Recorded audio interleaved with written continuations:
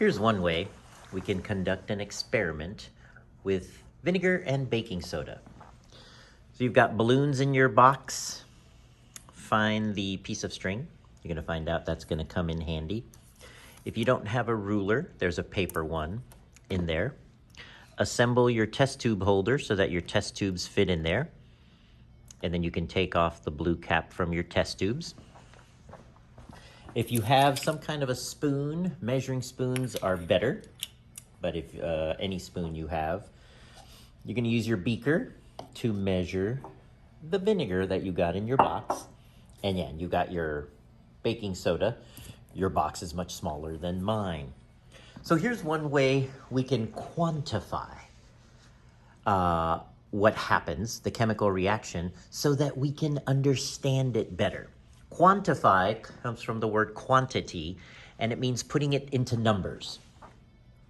So I put some baking soda in this test tube using this 1 milliliter spoon. So I've got 2 milliliters of baking soda in there. I just turned that amount into a quantity, 2 milliliters. If you don't have a spoon, easily what you can do is measure a mark on every test tube and just do about a distance, maybe 1/2 inch to 1/4 inch up, and fill one test tube with 1/4 inch, 1/2 inch, 3/4, and 1 inch. Something like that. You just want to quantify it. Using the inquiry boards, we'll figure out how to do it, but I just want to show you overall how it works. Now, the balloons are going to serve 2 purposes. It's going to deliver the vinegar to the baking soda, and it's going to capture the gas. Here's how. I used the beaker, and I poured out 40 milliliters of vinegar. So I'm going to pour that into the balloon. Carefully, because this has some big lips. All right, so I'm going to pour that into the balloon. Oops. Carefully. There, so now I've got, and I lost a little bit, so not quite 40 milliliters.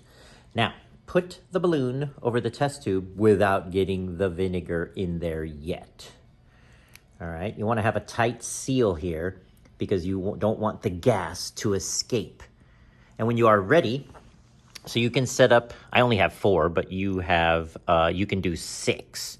Once you have them all set up, you can do them one at a time like I'm doing here, or you can have them all ready and then you don't have to, you do all the setup at once and all the experimentation.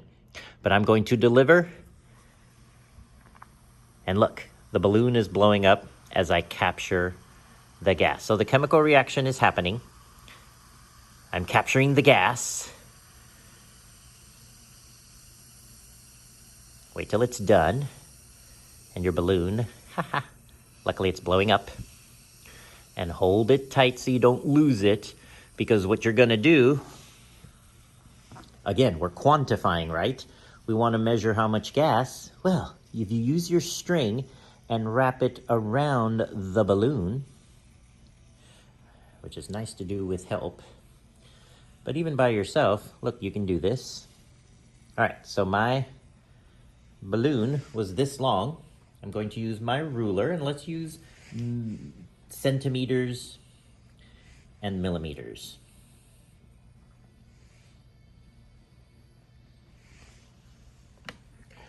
What you see here is I have a volume in the balloon, well, at least this circumference of the balloon was about 24 centimeters around.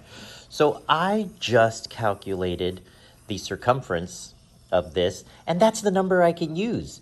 If I do it consistently with different amounts of vinegar and baking soda, and I should only change one at a time, we're going to learn that with the inquiry boards, then I can compare the balloon sizes and see if it grows in a straight line, or if it goes like in huge jumps, or if it varies.